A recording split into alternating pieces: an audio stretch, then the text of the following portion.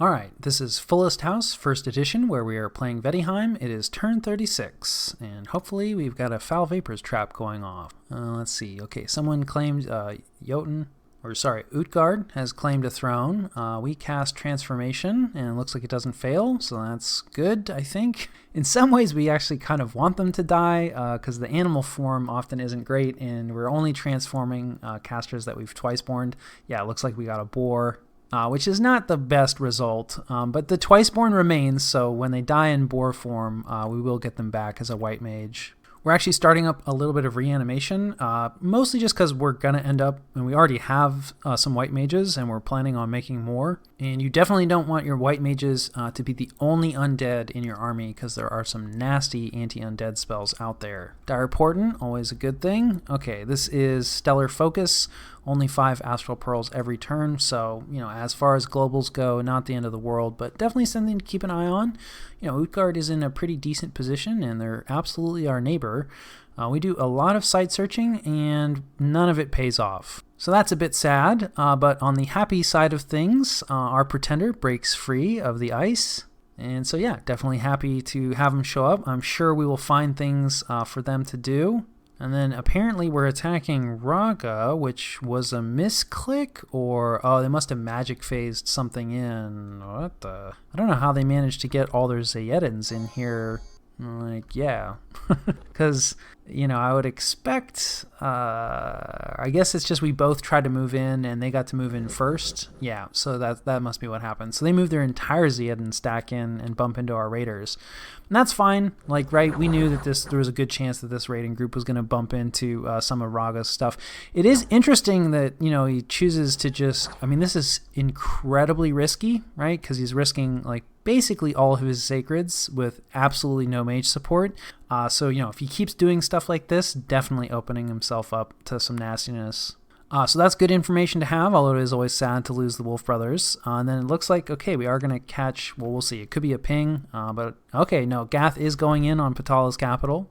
Probably not for the first time, would be my guess, although this is the first storm attempt, well, not storm attempt, the first attempt to jump on the capital that we've seen, and he's got a line of his sacreds out here in front. Yeah, these gibbers, which are kind of like, the sad Anakites, the late-age Anakites. They're still pretty good, right? They have an Anakite sword, they have magic damage, they have pretty good skills, but, size 4, not quite as many hit points. Just not quite as scary as previous ages, but still good. He's also got some of these Sa'ir, which are just really killy, and they're also sacred, so they carry the bless, which is pretty cool. Yeah, he's got quite a few of them. Speaking of blood, he's got some demon knights, so, his blood hunting is farther along than our own. Then he's got a ball of mages back here with some bodyguards, which is cool. A lot of blood slaves as well. And there's probably like some gems on some of these people. No, it looks like it's just going to be blood slaves. And so, yeah, just blood stuff as far as, gem using spells go. And then just some random flying chaff in the back. It's probably going to go in immediately and just try to mess things up. So, that looks perfectly competent. But on the other hand, he's up against, quite a bit of stuff. A lot of this is just province defense, and the monkey province defense is not great. But, these sacreds are not bad. Hopefully he's got, some sort of answer to poison. I suspect Patala probably doesn't really have much in the way of research. Yeah, so we're probably not going to see too many gems on these casters, and they're probably going to be doing relatively low-level, spells. But still, this is a lot of stuff, and those sacreds are pretty scary, so I think this is probably not going to be without loss. Yeah, there's the Divine Blessing. Looks like a pure Scales build, or the Bless is offline, so not really sure. Also, it looks like, what is that, Russia's Strength maybe? I think there's like a demon spell that increases their strength. Let's take a look. Yeah, so all of Gath's demons have had their strength increased, which will matter a lot for the Sa'ir. Although, the Sa'ir don't have very good protection, and there's going to be a ton of projectiles, which they're really not going to love, because they also have no shields. The Gibbers, it's going to be much better, right, for them. They have pretty heavy armor, and, they also have shields, so they're going to stand up to the missile fire much better.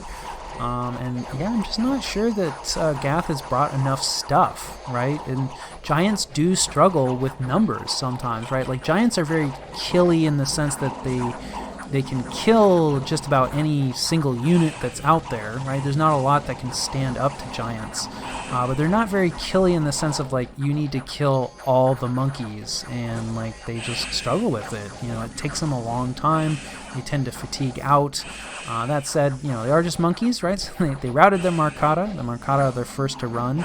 But like, yeah, all these guys that are up against these, heavier Bandar warriors, it's looking a little thin up here. A lot of imps coming out, so it looks like that's where most of the blood slaves went. Although I don't think the imps that came out late are going to get the benefit, of that strength boost that he gave to the demons. So maybe worth delaying that in the future until you get all your imps out. And then, so it does look like he's going to come away with it here, although there's still a lot of these sacreds left, some of whom look like they've been set to guard commander, right? So they're just going to hang out, and, the casters... What are the casters doing? Yeah, Heavenly Fire, that's probably a prophet.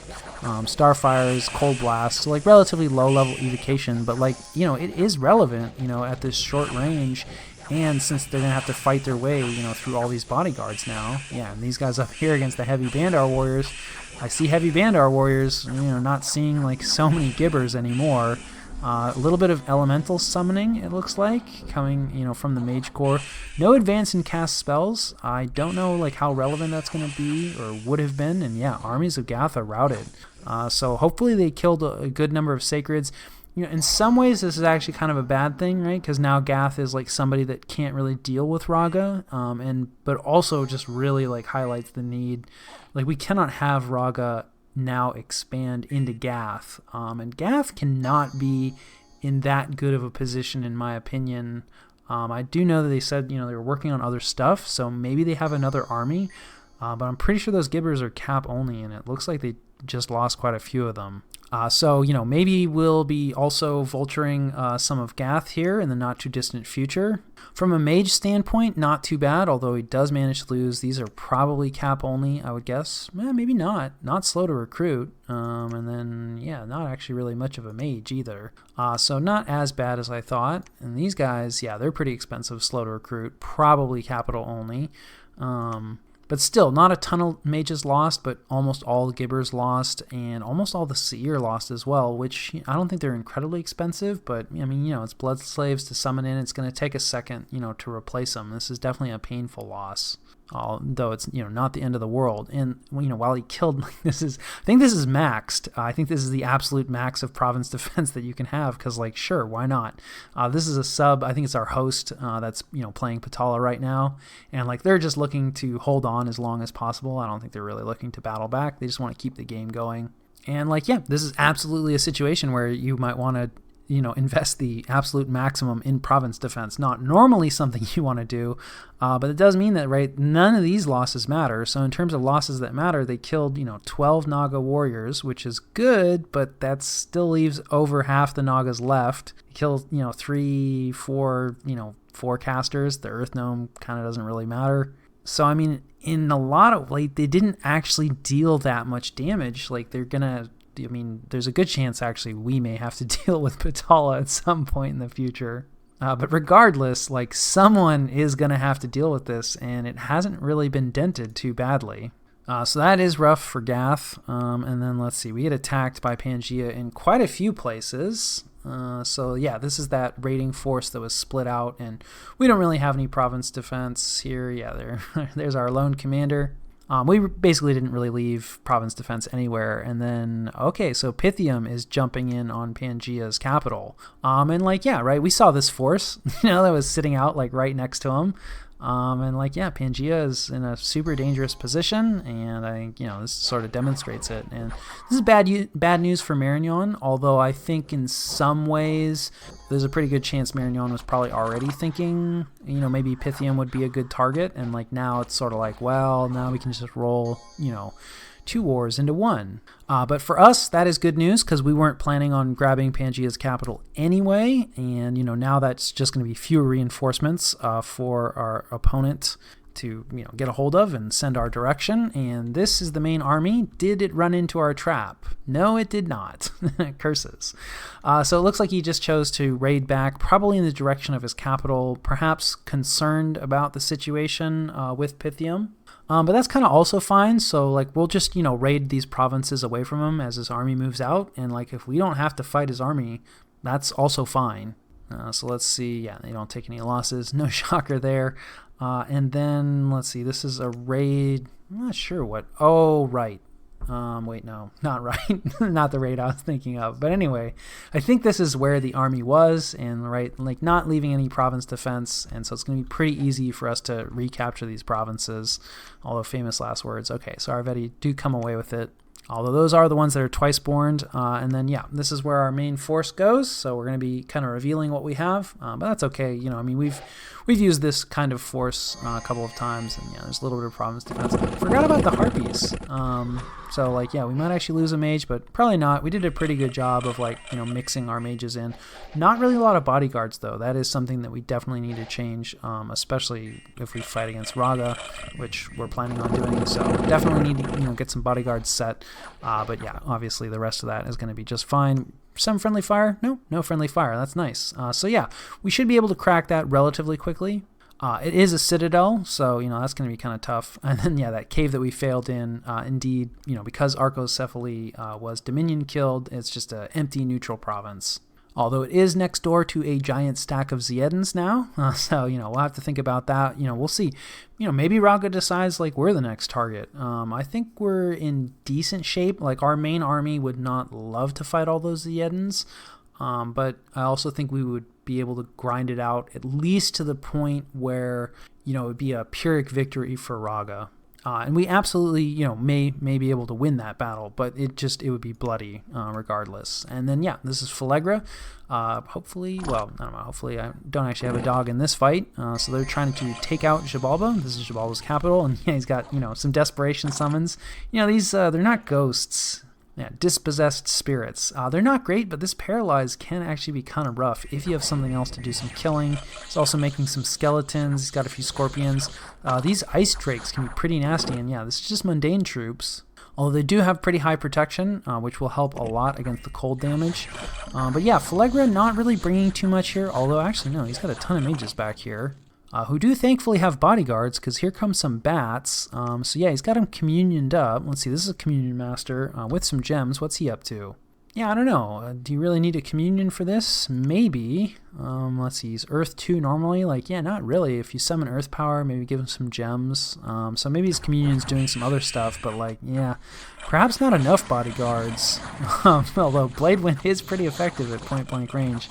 Probably some friendly fire in there. Maybe somebody got sniped by one of those bats, and then like, yeah, here comes the cold damage, and as you can see, like, especially against the non-Mouflon fellows, like, it's kind of nasty. Like, yeah, so like armor helps a bit against cold, I believe. Let me just double check that. Nope, this is armor negating damage, so never mind, ignore me. That armor did absolutely nothing for them, which is, yeah, pretty much what we saw. Phalegra probably also doesn't love like fighting inside of this cave, whereas a lot of what Xibalba is doing is just summoning skeletons. So yeah, this doesn't work out for Phalegra. Phalegra is probably done, considering Marignon had a flag in their cap circle, and now they've failed this assault. So anyway, that's interesting, if not super relevant for us immediately. Hey, we prevented a disaster with some of our fortune telling. We like that. Speaking of disasters, here's a false prophet. I really hate these guys. And then let's see. Okay, we get one blood slave. We'll take it. And then sadly, we get patrolled out somewhere by Marignon. This is probably a blood hunting province. Yeah, this definitely looks like a blood hunting province to me. So he's using some of the birds as patrollers, and probably has like a decent amount of province defense here. And yeah, okay, so he's using blood twos for his blood hunting, although it looks like he's been having a little bit of Dominion problems on the coast here, because one of these guys has just a touch of insanity. And that is almost assuredly coming from Relay's Dominion. So, like, yeah, another reason that, like, do we really want to go, onto the coast? I don't think anybody's, dug Relay out of the water yet. And certainly we have no interest in that task. We finish a palisade somewhere, and, okay, walls are severely damaged in Abyssia, so we didn't quite get the one-turn crack. It is a citadel, but clearly we need more siege strength just in our life. But we should get the crack next turn, and like I think there's just some satyr in there. We'll take that no problem, assuming Raga doesn't attack us. If that happens, then all bets are off. But yeah, I'll catch you guys after the cut. All right, this is the situation and what we're doing about it. Continuing the war, we are sieging Abyssia, of course. Let's see, what was the message? Don't actually recall. Yeah, severely damaged. So we should have that soon. We know that there's not too much in there. It's early enough in the game that not too worried about, stuff getting magic phased in. That said, Pangean does have like a decent number of stealthy units, fewer in the late age, absolutely. And you do have to be careful about that because stealthy units can just sneak in and then switch over to defend and join the defense. But I don't think that's going to happen here. Also related, so this player, which I know I've said, didn't communicate on Discord, which up until very recently was true. However, they reached out and proposed original borders where they also get 133 and 122, which is particularly entertaining because the previous communication that we had was from a previous game where I'd suggested original borders, a very different situation. And yeah, I mean, perhaps they think that I don't have a lot of scouting, right? And that I'm not aware of the fact that their capital's been locked down. Obviously, they have a substantial army that is loose in our territory. That's another thing. The army did not go, right? Didn't fall into our trap. We knew that. That's sad.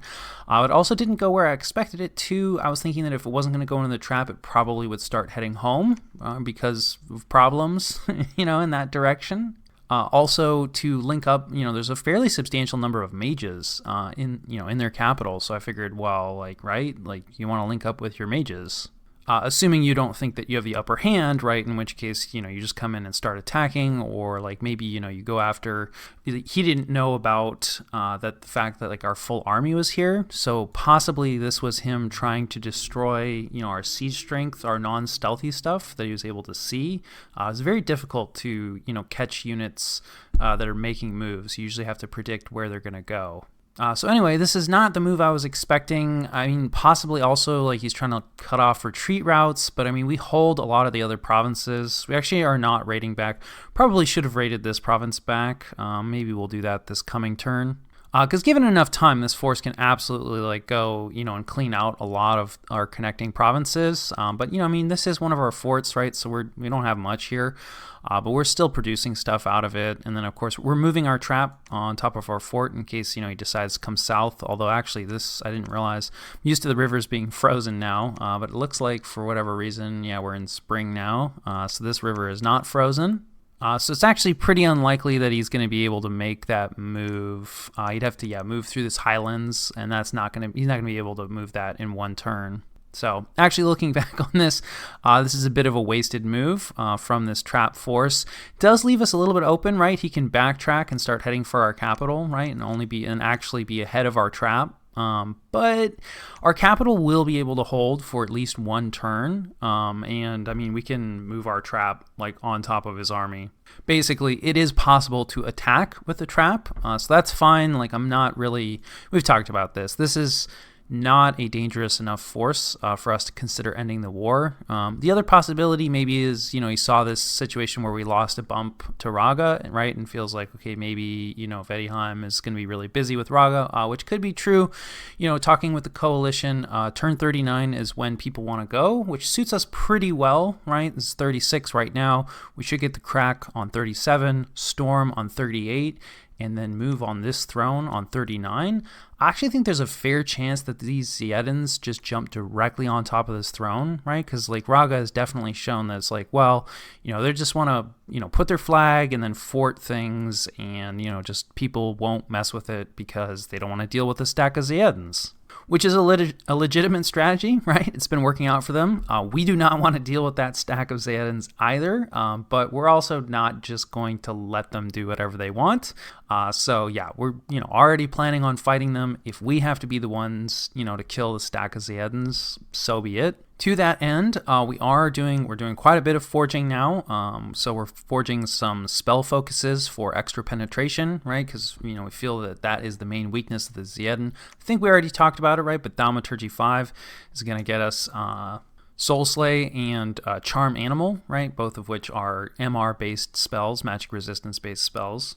So we'll probably continue doing, some of this forging for a few more turns so that we have, at least some penetration gear. Like this lady can forge us rune smashers, and she may do that, but fire is not one of our national paths, so, we don't have much fire income. We haven't done really much fire searching. I mean, I think this is our first, one of these two ladies was our first fire mage, I believe, and they, haven't really managed to do much searching yet. Water is one of our national paths. We just haven't really found a lot of water gems. Our searching has mostly been at level 1, because part of it is because the water 2 mages are so useful for point buffing the quickness onto our Veti.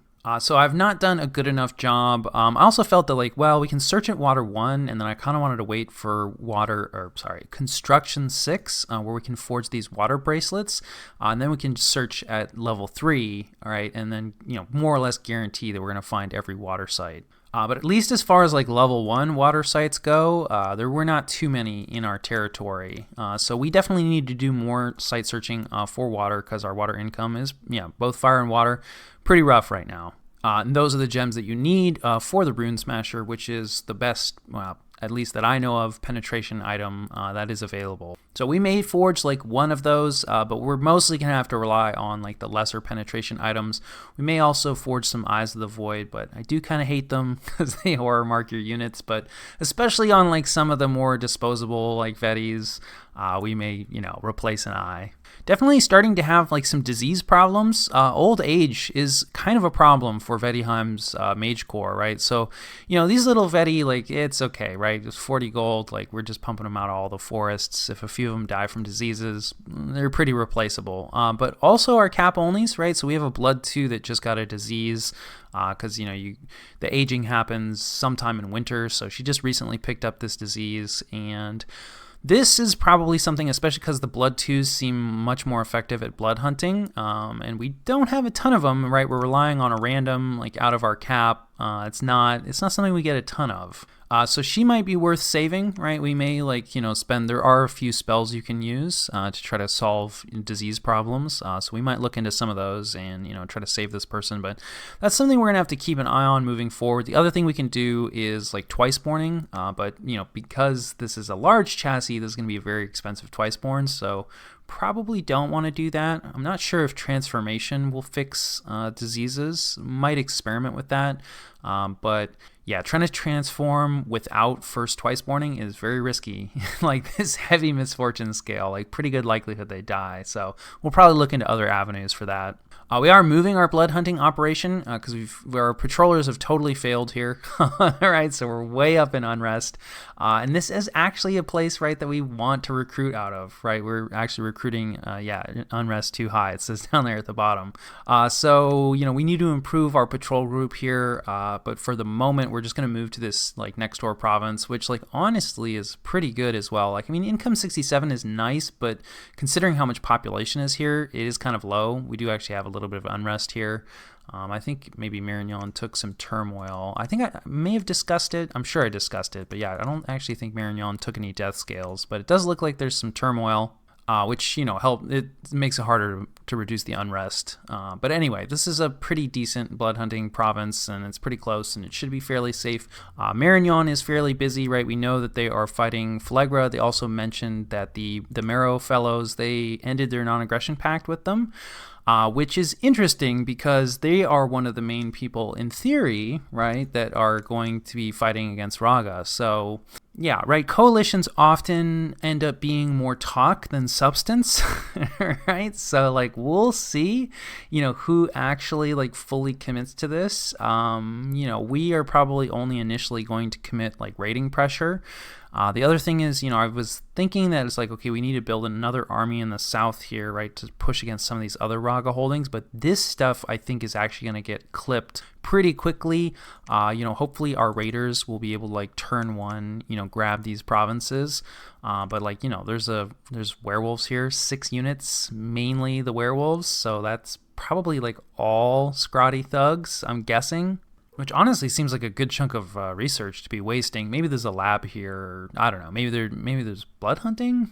Anyway, it's a pretty big commitment. Now, obviously, there are other places to go, right? Like this fort is probably really attractive. Utgard, right? Yeah, late age Utgard. They have a fairly substantial border with Raga, and they may this is something they're gonna have to deal with. Although again, it's mostly just basic heavy infantry. They're decent infantry, but I don't see any mage support here. So, I mean, maybe the mages are just hiding or whatever, but I think it's just a big stack of infantry. So, totally something that, Skelly spam can deal with, or lots of spells can deal with. So, anyway, I think Utgard, I'm not saying they're in the coalition, right? Anybody is, it's kind of server-wide, right? Everybody is somewhat aware of Raga's impending doom, in theory. But Utgard is potentially, and also somebody that we're on pretty good terms with. We have a non-aggression pact. We've talked with them a good amount, and we're both going to be kind of, I don't know. It's hard to say where Raga's going to go, because theoretically they're going to have a lot of problems. But at the end of the day, right, the Zayetin come from here. And Utgard is the other person that's relatively close to that, production center. So we may end up working somewhat closely with them in this war to come, depending on who jumps in. The other thing, too, is that, if Marignon and the Marrow end up tangling, then Pythium is kind of going to be left unoccupied. So, we do need to be careful. They may decide that, if we're really busy with Raga, maybe it's time for them to jump in against us. They may decide to jump in against Marignon, right, since Marignon is going to be busy. But basically, it's looking like Pangea's capital is going to go to them. They're not that big, but they're not tiny either. And with two capitals, in this stack, absolutely could have an effect. And we do not want to fight a 2v1. So we'll have to keep that in mind. Otherwise, we are also forging some frost brands. I have not given up on the goad thugging. So we're, let's see, no, not here. Here it is. So we're moving up some of our goads, and we're going to try to point buff with some of our Vaettihags. And then, give them a frost brand and see if that's enough to deal with 6 province defense. Obviously, it didn't go great previously, but we are going to want a lot of rating pressure. I also feel like Gath is going to collapse in the near term. I don't know. The Marrow have a lot of, pokers in the fire. But considering they share a pretty substantial border with Gath, and Gath just failed pretty hard trying to take Patala's capital, and I don't think it's the first failure. And there's a pretty good chance that Raga comes in on them. I don't know. I think Gath is in trouble.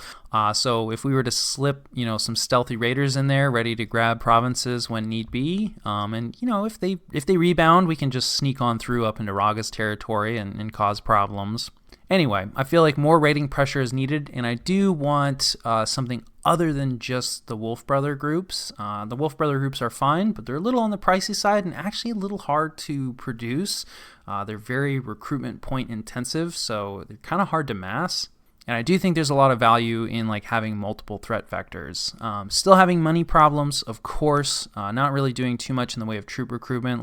Here in Bogarus, we're just 2 hags, which are pretty cheap. And down here a goad, also somewhat a budget option. Also, because I want additional rating pressure, but money pressure as well. So we're getting some of our major mages along the where the conflict is currently happening and where we're expecting more conflict. I think this is so same thing. But otherwise, in sort of the more rear forts, we're not even producing a mage out of here. So we're definitely struggling. I don't know. I do think that we want a lot of these foreign mages, but they are fairly expensive to upkeep. So, we'll see. Troop recruitment-wise, not too much. Some out of the capital, trying to mix in, some more berserkers. I do think we're just going to need, more numbers pretty soon. Especially we need stuff. Not that the berserkers we don't really want eating the lance charge. Things like bugs. Bugs are ideal for eating lance charges or, something cheaper. But, I mean, Raga definitely has a lot of units, so I do think that, our army is going to have to increase somewhat in size, and we are getting to the point in the game where it's we kind of want more than just one army. Our trap will actually probably, assuming it doesn't get destroyed, it'll provide the core probably for our next army. But of course, the Rimvetti, being cap only, like we're gonna have to not move away from them, but just have other things because they're just not going to be able to scale out effectively enough to provide us coverage everywhere. So yeah, I think that more or less covers turn 36.